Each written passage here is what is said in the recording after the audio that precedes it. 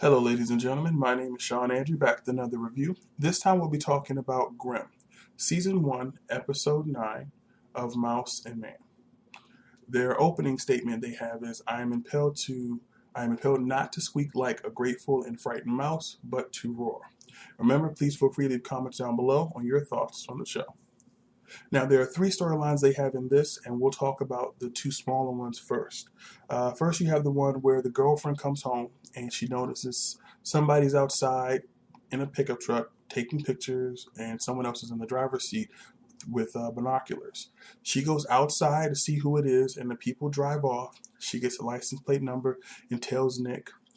Nick phones it into the precinct and gets the address, but doesn't show her, even though she does eventually end up seeing what the address is.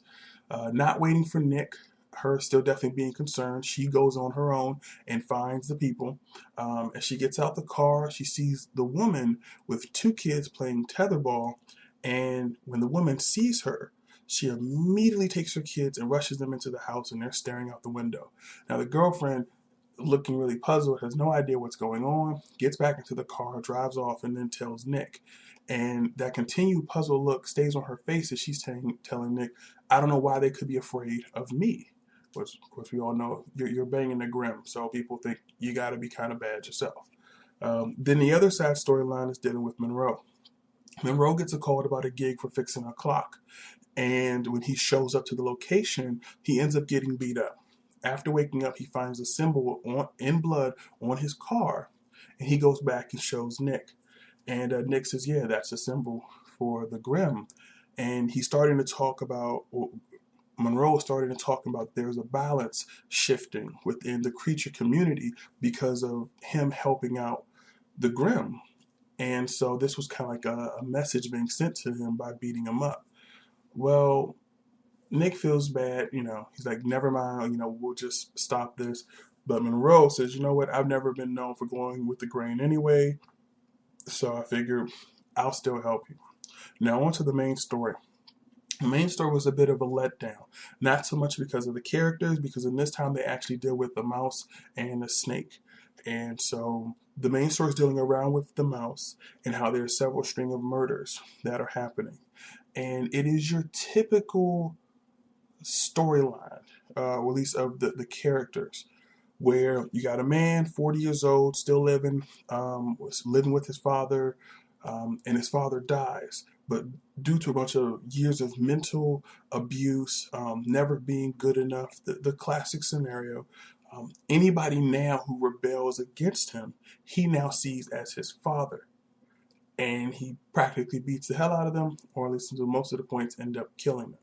So Nick ends up, chasing after the guy. They meet him and stops everything. There's a female involved, but she's not really that important. How they play the snake character in is very interesting. You learned about the mice and how they have a safe spot that they go to, which just happens to be the guys at Marty's workshop in this particular location. Though that I thought was interesting. I wish there was a bit more given upon the snake. They did do a quick rundown of it, though, talking about one of the previous Grimms meeting a snake and slicing open its belly and how it had children inside. So definitely sure that the snake is definitely something to be a force to be reckoned with. Monroe showed the same concern, talking about that you saw a snake and you were able to live about it. So, and it's also interesting how the snake is a lawyer. So I think they kind of played up to society standards and mixing that in well with the creature world. Either way, my overall thoughts was it was kind of slow. The feeling of the Grimm series was still there, but after following up the last 2 or 3 episodes, it feels kind of a letdown. The history wasn't there as much, except for when talking about the snake. There was no particular, at least like in the previous one, you needed a particular chemical to help pierce through the ogre. This one, it was just a scared mouse. And there was no real dynamic to it, which I think is what kind of made it kind of blah for me. So their next episode, they're talking about doing Hansel and Gretel, which has me nervous because this is my same concern with Once Upon a Time. They just did an episode of Hansel and Gretel. these fairy tale-esque type of stories are building upon the same stories. And it's like you kind of need people to step out of their realm and do something different. Only do a familiar storyline, we'll say, once every other week. At least this way it gives it to stretch out. I mean, don't get me wrong, they could do a full 22 episodes of either one of the shows with the current fairy tales for Once Upon a Time or the creatures for dealing with Grimm. But it just feels like it will eventually lose its steam and people will get bored of it. I hope that's not fully the case. Reviews are overall still kind of mixed, but they're more like a B minus. Views for it though, they're kind of touch and go as well. Except for Once Upon a Time, that actually is a lot higher than Grimm. But for what it's worth, both shows are great. This episode of Grimm was a little slow. Hopefully it'll pick up next week. Either I'm still going to watch it. So please feel free to leave your comments down below on what you thought about the show. Should they come up with other storylines with different creatures or maybe different, we'll say, cultures and their storylines? I think that would be pretty interesting. What do you think about the girlfriend?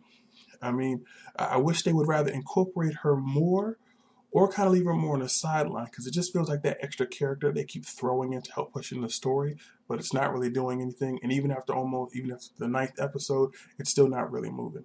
So let me know what your thoughts are down below.